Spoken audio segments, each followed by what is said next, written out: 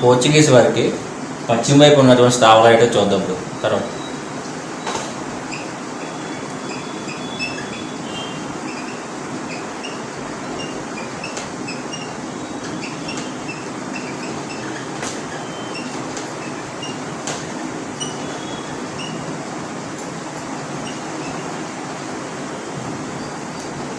వీళ్ళ పశ్చిమ వైపు ఉన్నటువంటి స్థావరాలు ఏంటంటే గోవా అండి. గోవా, డామన్, డయ్యూ, కోచిన్ ఒకటి, కాలికట్ అండి, తర్వాత బాంబే అండి.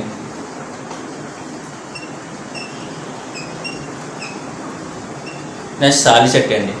వీటిలో మీరు గుర్తుంచుకోవాల్సింది ఏంటంటే ఈ గోవా గుర్తుంచుకోండి బాగా, తర్వాత కొచ్చిన్ గుర్తుంచుకోండి, కాలికట్ గుర్తుంచుకోండి, బాంబే గుర్తుంచుకోండి. ఓకే అండి. వీటికి కొన్ని సిగ్నిఫికెన్స్ ఉందండి, అవేంటి ఇప్పుడు చెప్తాను చూడండి ఒకసారి. ఇవి ఎలా చేసేస్తారండి. ఫస్ట్ కొచ్చిన్ గోవా చూద్దామండి. ఈ కొచ్చిన్ అంటే ఈ 1503లోని ఈ కొచ్చిన్ వీళ్ళ ప్రధాన స్థావరం ఏంటంటే కొచ్చిన్ అండి. పోర్చుగీస్ వారి మొదటి ప్రధాన స్థావరం ఏంటంటే కొచ్చిన్ 1503లోని. అప్పటి గవర్నర్ జనరల్ ఎవరంటే ఫ్రాన్సిస్కో డి ఆల్మిడా అండి.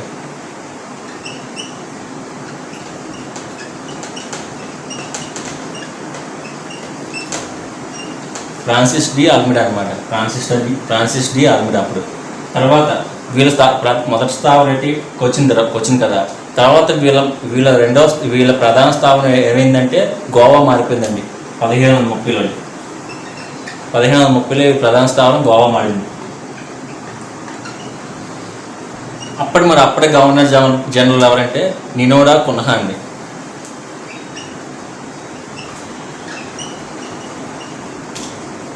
నినోడా కున్హా అండి. ఓకే అండి. తర్వాత ఇంకా గుర్తుంచుకోమన్నాను కదా, కాలికట్ ఒకటి గుర్తుంచుకోమన్నాను. భారతదేశానికి పోర్చుగీస్ వారు వచ్చినప్పుడు మొదట వచ్చినటువంటి ప్లేస్ ఏంటంటే కాలికట్ అండి. ఓకే అండి. తర్వాత గుర్తుంచుకోమన్నది ఏంటండి పశ్చిమ వైపు స్థావరాల్లో బాంబే గుర్తుంచుకోమన్నాను కదా. ఆ బాంబే గురించి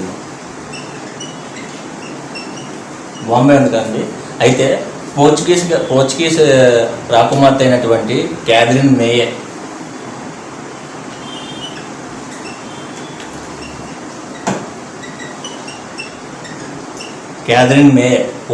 పోర్చుగీస్ రాకుమార్తె అయినటువంటి క్యాథరిన్ మేయే, ఈవినే క్యాథరిన్ బ్రగాంజా అంటారు.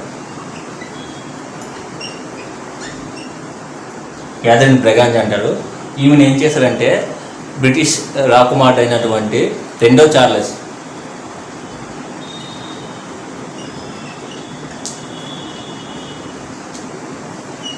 ఓకే అండి. పోర్చుగీస్ రాకుమార్తె అయినటువంటి క్యాథరిన్ మేయర్, ఈవెనే క్యాథరిన్ బ్రగాంజా అంటారన్నమాట. ఈవెన్ ఏమన్నా బ్రిటిష్ రాకుమారుడు అయినటువంటి రెండో చార్లెస్, ఈ రెండో చార్లెస్కి ఇచ్చి పెళ్లి చేయడం జరుగుతుందండి. పెళ్లి చేశారు. పెళ్లి చేసినప్పుడు ఈమెకి కట్నంగా ఇతరున్నాడు కదా, ఈ రెండో చార్లెస్కి ఈ బొంబాయిని ఇవ్వడం జరుగుతుందండి. ఓకేనండి. ఈ బొంబాయిని కట్నంగా ఇవ్వడం జరుగుతుంది. అయితే నేను ఎక్కడో లండన్లో ఉంటానో, ఇక్కడ ఇండియాలో ఉన్నటువంటి బాంబే నేనేం చేసుకుంటాను అని చెప్పి ఏం చేశానంటే ఈ బాంబేని 1668లోనే ఇంగ్లీష్ ఈస్ట్ ఇండియా కంపెనీకి రెంటల్ బేస్ మీద ఇచ్చేది జరిగిందండి. 1668లోని ఈ రెండో చార్లెస్ ఈ బాంబేని 1668లోని ఇంగ్లీష్ ఈస్ట్ ఇండియా కంపెనీకి రెంటల్ బేస్ కింద ఇచ్చేయడం జరిగిందండి. ఇవ్వండి పశ్చిమ వైపు ఉన్నవి ఏవో చెప్పానండి. గోవా చెప్పాను, నెక్స్ట్ డామన్ చెప్పాను, తర్వాత డయ్యూ చెప్పాను, బాంబే, కొచ్చిన్ చెప్పాను,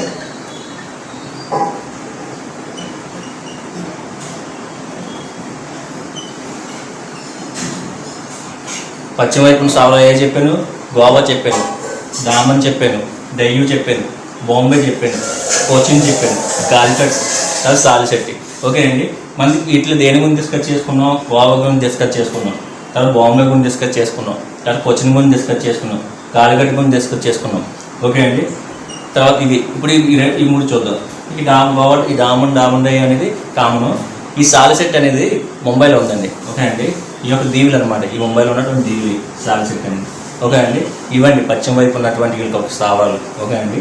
అయితే వీళ్ళకి తూర్పు వైపు ఉన్నటువంటి స్థావరాలు అయితే చూద్దాం. వీళ్ళు తూర్పు వైపు ఉన్న స్థావరాలు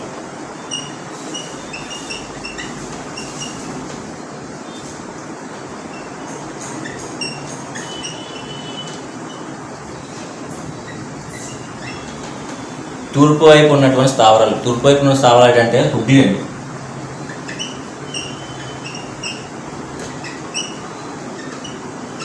హుగ్లీ ఒకటి, తర్వాత పాట్నా ఒకటి, తర్వాత బాల్సోర్. హుగ్లీ అని తెలిస్తే కలకత్తారండి, పాట్నా అంటే బీహార్ అండి, బాల్సోర్ అంటే ఒరిస్సా అనమాట. అయితే ఇందులోని గుర్తుంచుకోవాల్సింది, తూర్పు వైపు దాంట్లో మీరు గుర్తుంచుకోవాల్సింది హుగ్లీ అండి. హుగ్లీ మీద క్వశ్చన్ వచ్చింది ఆల్రెడీ, ఎంత చెప్పిన క్వశ్చన్ వచ్చినాయి. హుగ్లీ మీద కూడా క్వశ్చన్ వచ్చింది అనమాట. అయితే ఈ హుగ్లీ నుంచి పోర్చుగీస్ వారిని ఖాళీ చేసినటువంటి మొఘల్ చక్రవర్తి ఎవరని అడిగారు. హుగ్లీ నుంచి పోర్చుగీస్ వారిని ఖాళీ చేసినటువంటి మొఘల్ చక్రవర్తి ఎవరని అడిగారు.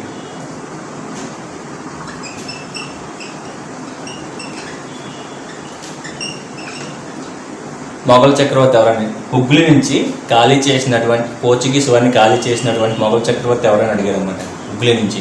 ఓకే అండి. షాజహాన్ అండి,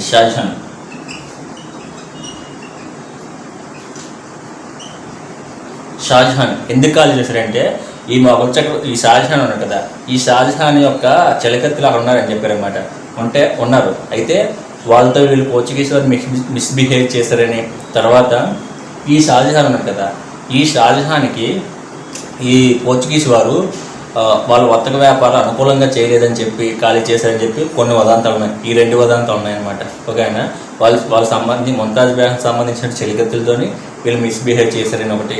నెక్స్ట్ ఏమైనా ఈ షాజహాన్కి అనుకూలంగా వాళ్ళ యొక్క వర్తక వ్యాపారంలో చేయట్లేదని చెప్పి ఖాళీ చేయడం జరిగిందండి. ఇవ్వండి. అయితే వీళ్ళకి ఈ వర్తక స్థావరాలు ఉన్నాయి కదా, ఇవి పశ్చిమ వైపు తూర్పు వైపు ఉన్న వర్తక స్థావరాలు అన్నింటిలోనే లాస్ట్ వీళ్ళకి చివరికి మిగిలినవి ఏంటంటే గోవా, డామన్ డైవ్లు మాత్రమే చివరికి మిగిలియండి. ఇవన్నీ ఎక్కువ కాలం మిగలలేదు. లాస్ట్కి చివరికి మిగిలినవి ఏంటంటే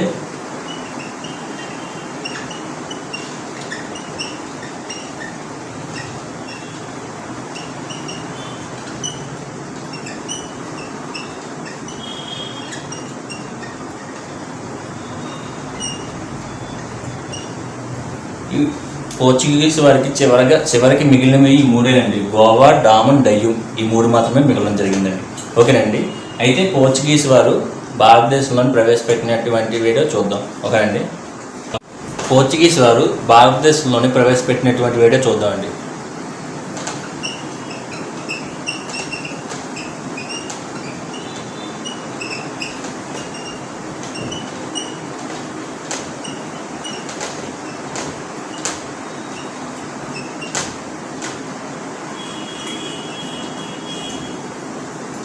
పోర్చుగీస్ వారు భారతదేశంలో ప్రవేశపెట్టినవి.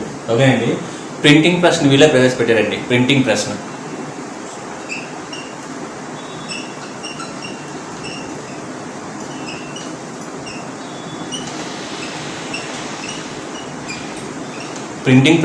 వీళ్ళే ప్రవేశపెట్టారండి 1556లోనే.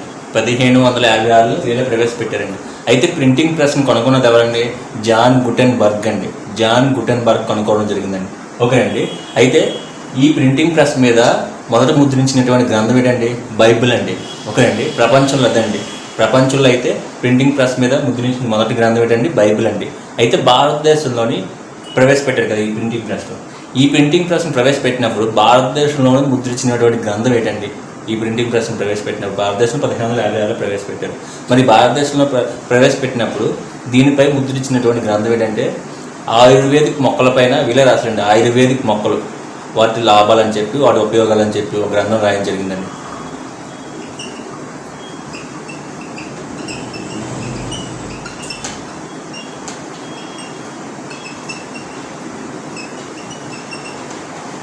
ఆయుర్వేదిక్ మొక్కలు అనే ఆయుర్వేదిక్ మొక్కలు వాటి ఉపయోగాలు అని చెప్పి ఒక గ్రంథం రాయడం జరిగింది. పోర్చుగీస్ వారే వాళ్ళు రాయడం జరిగింది. అయితే దాన్నే ఈ ప్రింటింగ్ భారతదేశంలోని ప్రింటింగ్ ప్రెస్పై మొదట ముద్రించడం జరిగింది 1563. ఈ ప్రింటింగ్ ప్రెస్ మీద ముద్రించినటువంటి మొదటి గ్రంథం ఏంటంటే బైబిల్ అండి. ప్రపంచవ్యాప్తంగా అయితే ఇండియాలో అయితే ఆయుర్వేదిక్ మొక్కలు వాటి వల్ల ఉపయోగాలు ఇది ఈ బుక్ రాసింది కూడా పోర్చుగీస్ వారండి. దీని అయితే 1563లోని భారతదేశంలో మొదటి ముద్రించబడినటువంటి గ్రంథం అండి. ఓకే అండి. వీళ్ళు ఇంకా ప్రవేశపెట్టినటువంటి ఏంటో చూద్దాం. పొగాకండి.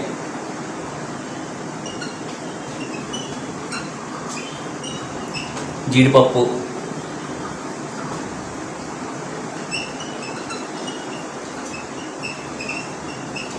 పచ్చిమిర్చి అండి. పచ్చిమిర్చి,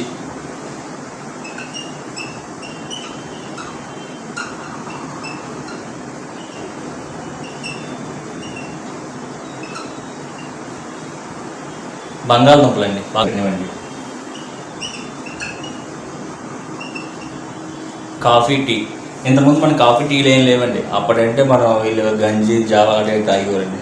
ఇవన్నీ ప్రవేశపెట్టిన వీళ్ళే.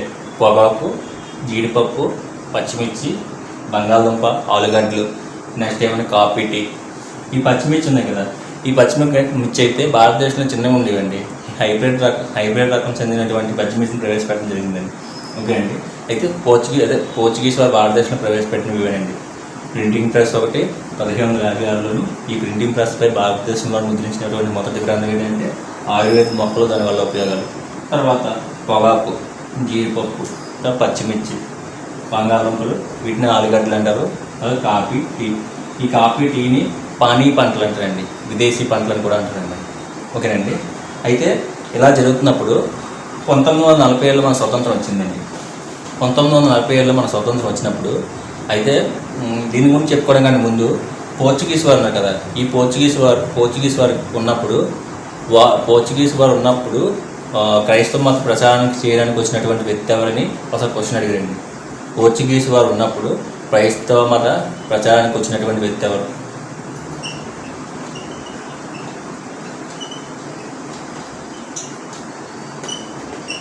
పోర్చుగీస్ గారి కాలంలో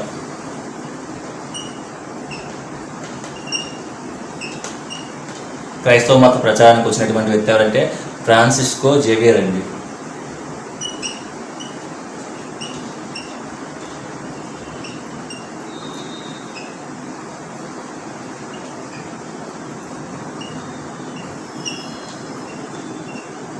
ఫ్రాన్సిస్కో జేవియర్ అండి. పోర్చుగీస్ వారి కాలంలోని క్రైస్తవ మత ప్రచారానికి వచ్చినటువంటి వ్యక్తి ఎవరైనా ఆల్రెడీ క్వశ్చన్ అడిగాడు. దానికి ఎవరంటే ఫ్రాన్సిస్కో జేవియర్. ఓకేనండి. అయితే ఇలా ఉన్నప్పుడు మన స్వతంత్రం ఎప్పుడు వచ్చిందండి? 1947 వచ్చింది కదా మన స్వతంత్రం. 1947లో మన స్వతంత్రం రావాల్సింది. ఈ స్వతంత్రం వచ్చినప్పుడు తాత్కాలిక మా ప్రధానమంత్రిగా ఉన్నటువంటి ఎవరు జవహర్లాల్ నెహ్రూ అడ్రస్ చేస్తూ భారతదేశంలో ఉన్నటువంటి విదేశీయులందరూ భారతదేశం వదిలి వెళ్ళిపోవాలని చెప్పడం జరిగింది. ఓకేనండి. అయితే అప్పుడు కూడా వీళ్ళెవరో యూరోపియన్లు కొంతమంది వెళ్ళిపోయారు. కొంతమంది ఉన్న వాళ్ళని ఈ పోర్చుగీస్ వారు కూడా పట్టించుకోలేదన్నమాట 1947లో. తర్వాత 1950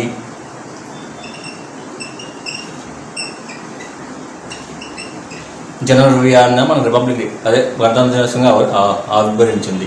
అప్పుడు కూడా చెప్పారన్నమాట వీళ్ళు. తర్వాత 1950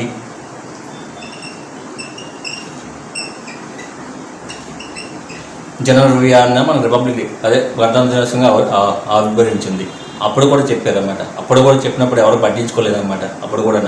తర్వాత 1952లో మనకి సాధారణ ఎన్నికలు జరిగాయి. అప్పుడు సాధారణ ఎన్నికలు జరిగినప్పుడు భారతదేశానికి ప్రధానమంత్రిగా ఎవరు? జవహర్లాల్ నెహ్రూ అయ్యాడు. తర్వాత ఏమన్నా రాష్ట్రపతిగా బాబు రాజేంద్ర ప్రసాద్, స్పీకర్గా మౌలాంకర్, నెక్స్ట్ ఇంకా చాలామంది ఉన్నారు. అయితే అప్పుడు కూడా చెప్పారన్నమాట భారతదేశంలో ఉన్నటువంటి విదేశీయులందరూ భారతదేశం వదిలి వెళ్ళిపోవాలని. అప్పుడు కూడా ఎవరు పట్టించుకోలేదు. తర్వాత మనకు 1955లోనే భారత పౌరసత్వ చట్టం వచ్చిందనమాట. భారత పౌరసత్వ చట్టం 1955లోనే 1950 భారత పౌరసత్వ చట్టం రావడం జరిగింది. ఆ చట్టం ద్వారా అప్పుడు కూడా చెప్పారన్నమాట ఈ పోర్చుగీస్ వారికి భారతదేశం నుంచి వెళ్ళిపోమని. అప్పుడు కూడా వెళ్ళలేదు. ఇంకేం లాభం లేదని చెప్పి ఏం చేశారంటే 1961లోని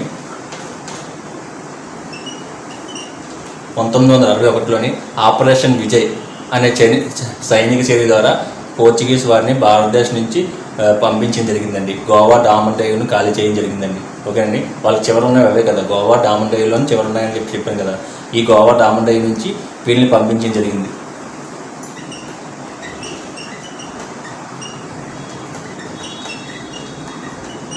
ఆపరేషన్ విజయ్ అనే సైనిక చర్య ద్వారా 1961లోని పోర్చుగీస్ వారిని భారతదేశం నుంచి పంపించడం జరిగింది. అయితే కొందరు పోర్చుగీస్ వాళ్ళు ఏం చేశారంటే ఇండియాలో ఉన్నటువంటి మహిళని వివాహం చేసుకొని ఇక్కడ కొంతమంది ఇక్కడ సెటిల్ అయిపోయారు అనమాట. మిగిలిన వారిని భారతదేశం నుంచి పంపించడం జరిగిందండి. ఓకేనండి, ఇదండి పోర్చుగీస్ వారి గురించి. అయితే ఇంకోటి ఉంది, ఈ 4 లాస్ట్ క్లాస్ చెప్పాను. పోర్చుగీస్ వారు ఆంధ్రప్రదేశ్కి ఎప్పుడు వచ్చారని అడిగాను కదా లాస్ట్ క్లాస్లో, అలా చెప్పాను చూడండి, ఫస్ట్ క్లాస్లో ఉంటుంది. పోర్చుగీస్ వారు ఆంధ్రప్రదేశ్కి ఎప్పుడు వచ్చారంటే 1670లో వచ్చారండి. 1670లో వీళ్ళు రావడం మచిలీపట్నం రావడం జరిగిందండి.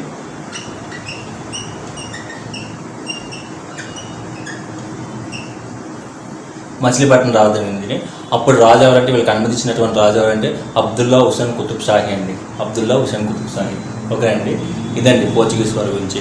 మన నెక్స్ట్ క్లాస్లోని డచ్ వారి గురించి చెప్పుకుంటాం.